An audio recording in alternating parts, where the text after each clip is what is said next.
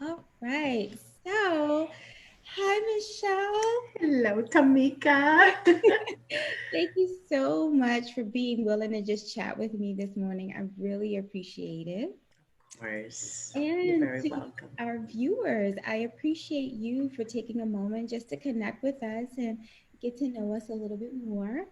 For those who may not be familiar, I'm Dr. Tamika Harris Jackson, and I am the founder and director of Hope and Serenity Health Services, which is a women's mental health, sexual, and intimacy wellness agency located in Winter Park, Florida. And with me this morning is Michelle Lloyd. And Michelle is a new member of the Hope and Serenity Health Services team, but she feels like she's been with us for since we began. She just fits in so well. And we have so many things in common. We were just chatting about that before we joined. And I'm excited to get to introduce her to more of you today for those who do not know her. So Michelle, if you could just tell us a little bit more about yourself. Well, of course. I am definitely so excited to be part of the team. Just to say, I do feel like I've been with you for about 6 months. Yeah. It's so wonderful, and I feel what I'm most excited about is that I feel that it fits my vision for the last 24 years, pretty much. That this is where I would like to be. Really tapping into the depths of therapy. So it all started about 24 years ago, literally on the streets of Chicago. I started working with the homeless population. And looking back now, it makes sense that even as I was growing up in Puerto Rico, I was always preoccupied with social justice, Mhm. family dynamics. Why do people get divorced, and why do they fight and argue, and why do they hurt each other? And all these questions, I was very drawn to that and mystified. And I think I was very opinionated as I was growing up. And I had all these frustrations about injustices and suggestions and questions. So starting on the streets, really working with the underserved, underseen, literally under the bridges, mostly with mental illness, the individuals that I started working with, and that just opened up, my passion for many different things, from mental health, social justice. Immigration was a huge one for me. I think that kind of got me on the road. Once I finished college in Chicago, I was an immigrant too.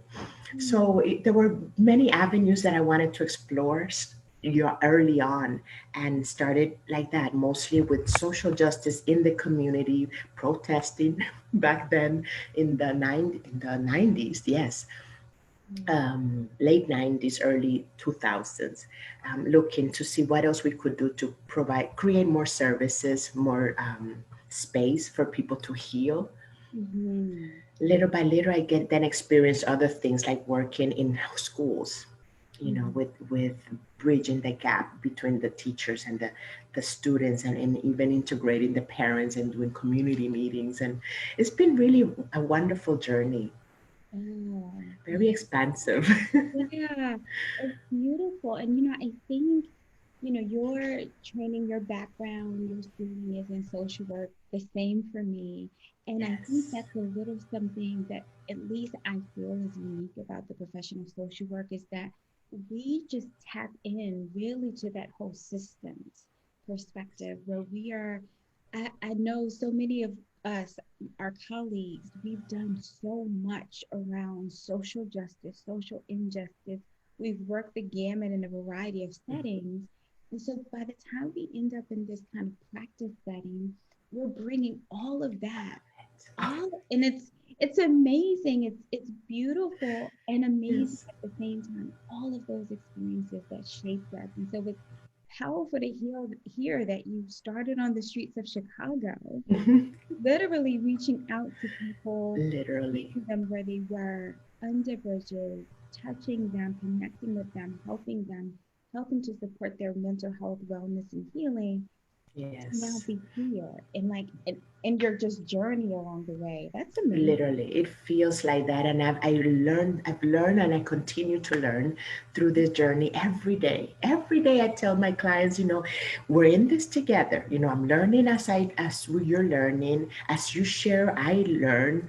As I share to you, I'm reminded of things that I need to continue to work on, things that I need to let go, and I think that makes it even richer because it's a two-way street. I don't feel like I'm this expert. I actually often say I don't know much.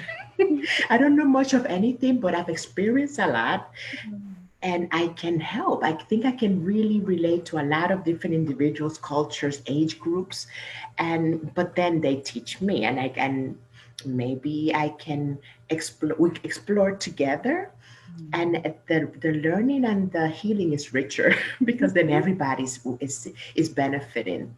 Yeah. I've struggled with burnout throughout the years, and how do I make sure that I am okay as I continue to help others? And that's been a journey in of itself.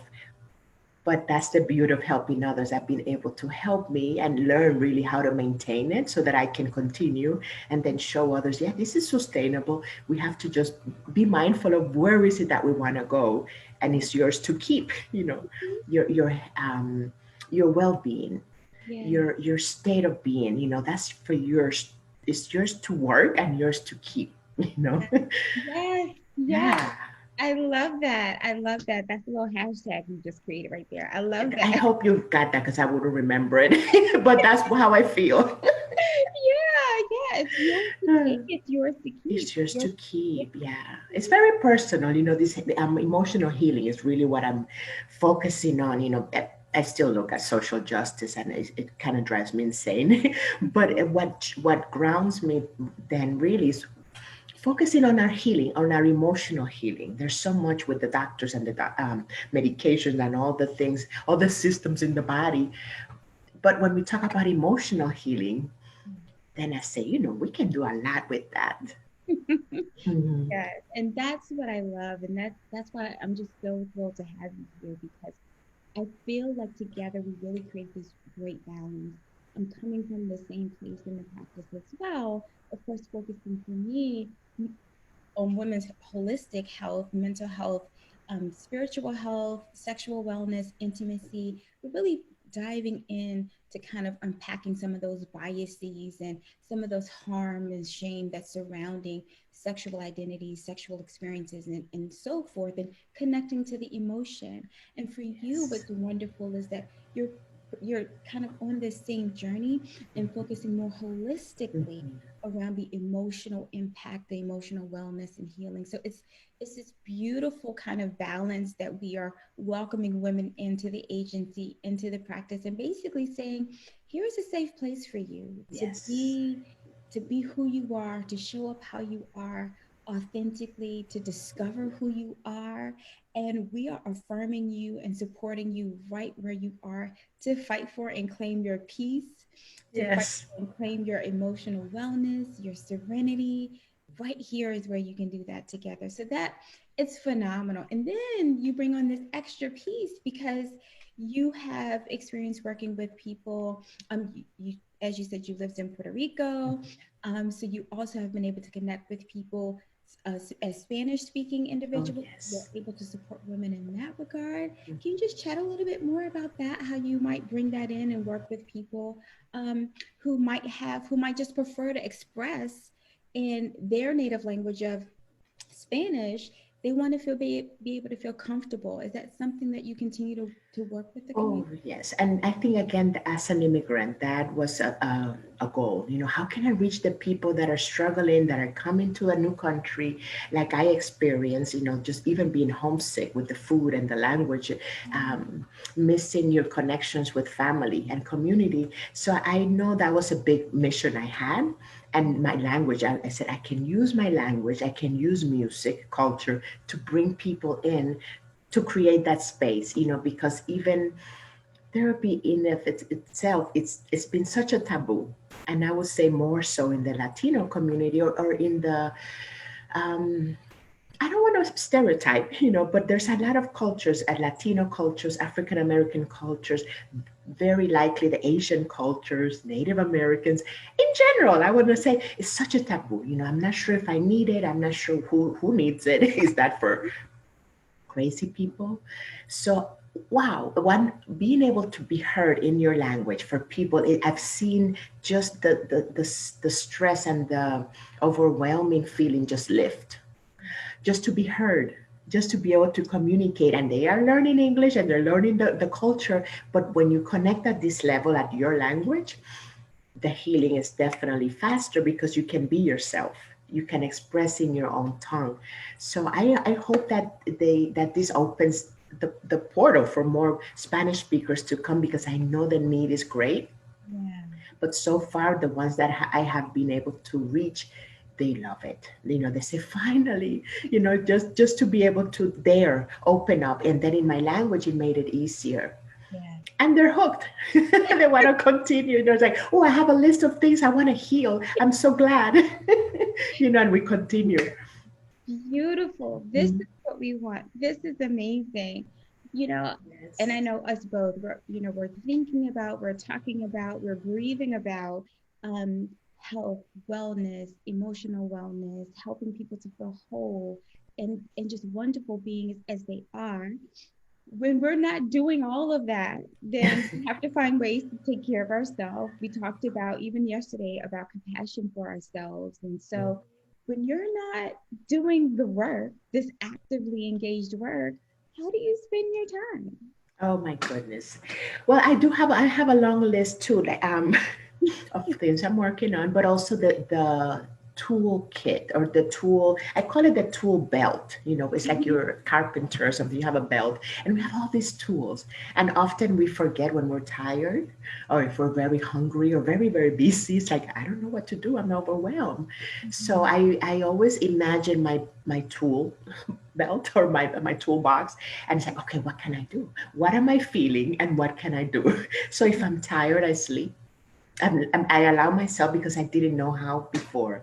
So I have to pause for a minute. Think, what am I needing? What am I feeling? And what am I needing? And then I go through my toolbox or my belt, and I realize I can sleep. I can go for a walk and enjoy that. Mhm. Creating the time, of course, you have to realize that what is it that I need and how can I create the space. I love reading.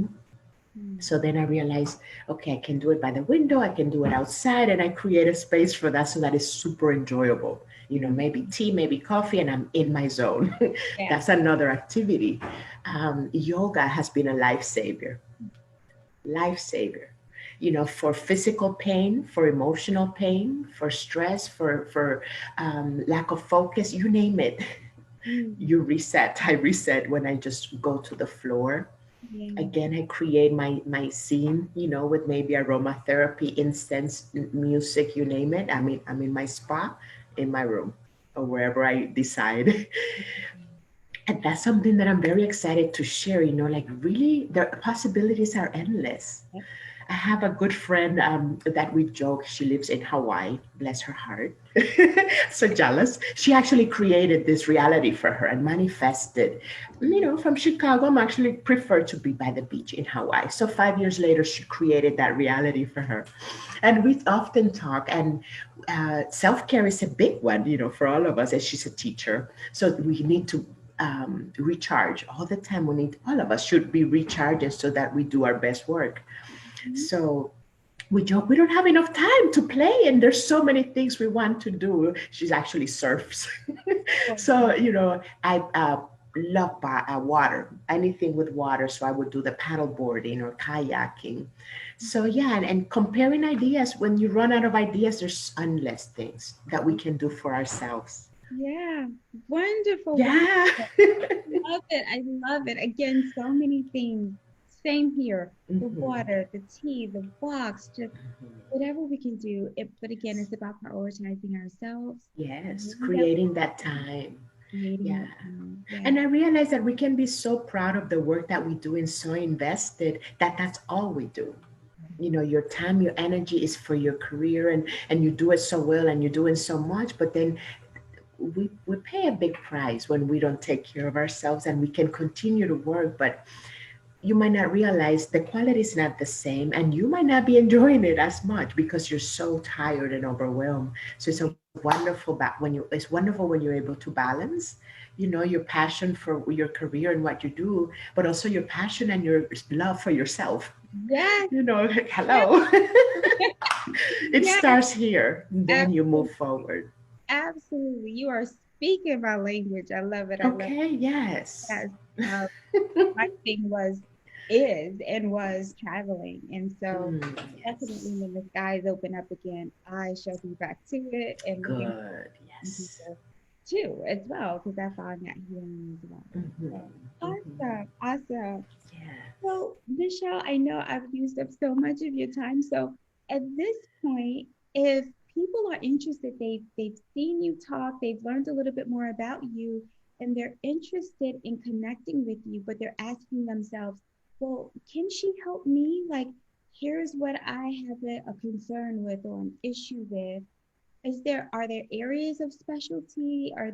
What should people know when they want to reach out to you and kind of start sessions with you? Yeah, well, I would say I haven't really specialized, like I said, in any particular area that I can say I'm the master in this or that, or I really know a lot in this. But in my experience, I have been able to tap into so many areas and experience with the clients. That includes anything, again, from mental health, all the gamuts, the different bipolar disorders, the schizophrenia disorders, the Mhm. anxiety disorders. There's many different and that we might not even understand. So I really have a passion for mental health in general and what are the different diagnoses that we might have or be diagnosed with, and learning how to cope with it.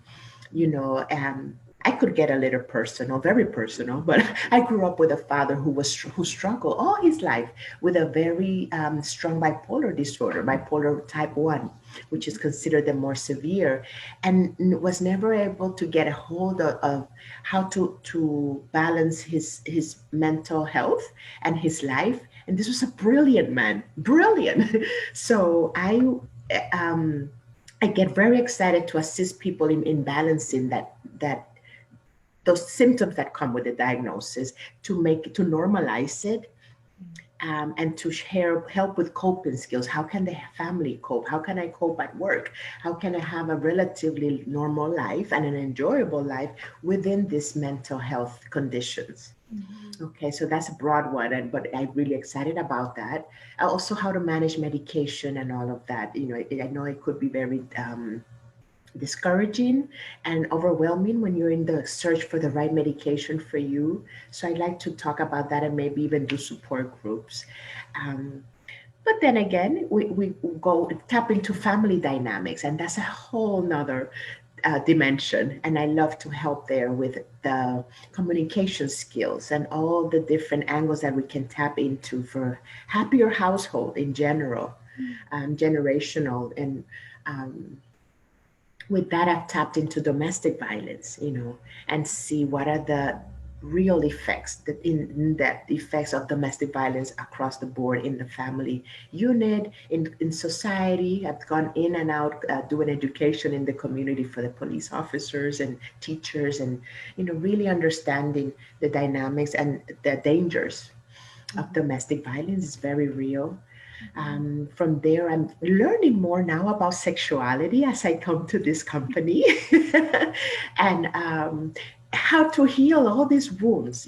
Healing wounds is really what I focus on so that we can move forward. We're not just airing things out or letting things out or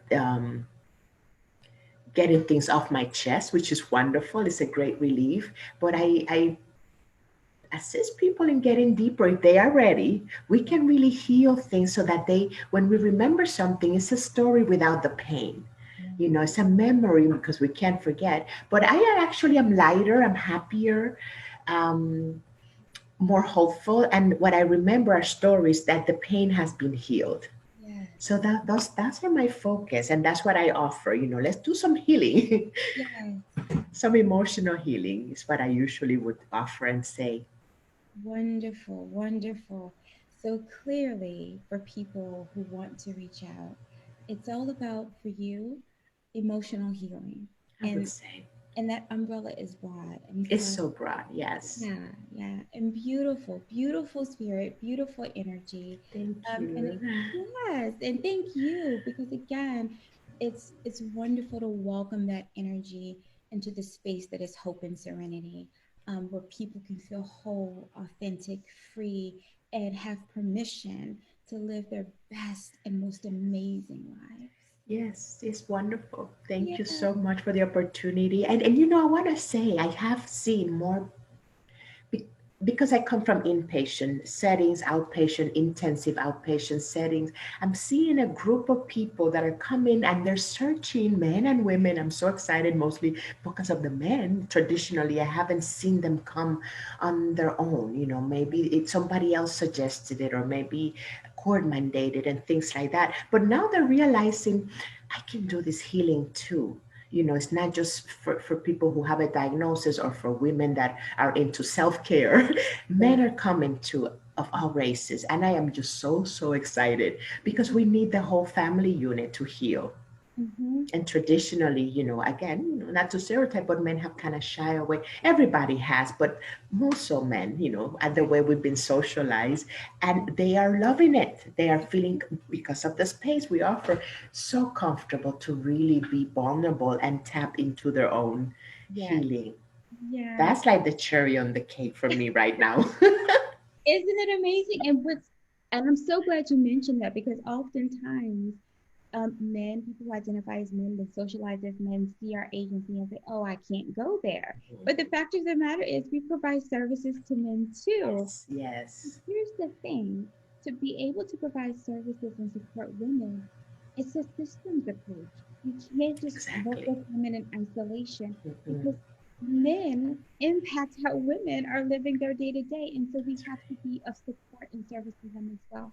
And so I'm so glad you mentioned that because we Yes, do provide services and support to men as well. yes, Yeah. yes. Awesome. And to all, really, to all people, To all all people, genders, to all all people. identities, all, Yes. we are just so open and inclusive. So, Yes, it's wonderful, and it's felt. You know, I feel that the message is being brought, and I see the faces when they come in. They're like, "I'm ready. I think you can help me," and it's wonderful what's happening. Yes, yeah, wow.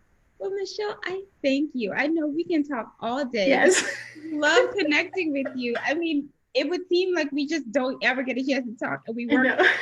but I can talk to you all day. So I appreciate you. I appreciate you taking this time. And I look You're forward welcome. to those who will be in service with you in that process of healing, reaching out to the agency. So for those of you who are interested in connecting with Michelle, you will be able to reach out at hopeserenityhealth.com. You can go to our website, learn more about Michelle. You can also give our office a call at 407-308-0345. And again, I'm Dr. Tamika Harris Jackson, or Dr. T. This is Michelle Lloyd, and we are so thankful for your time and for viewing with us today. So have a great one, and we'll see you next Yes, time. thank Thank you. you.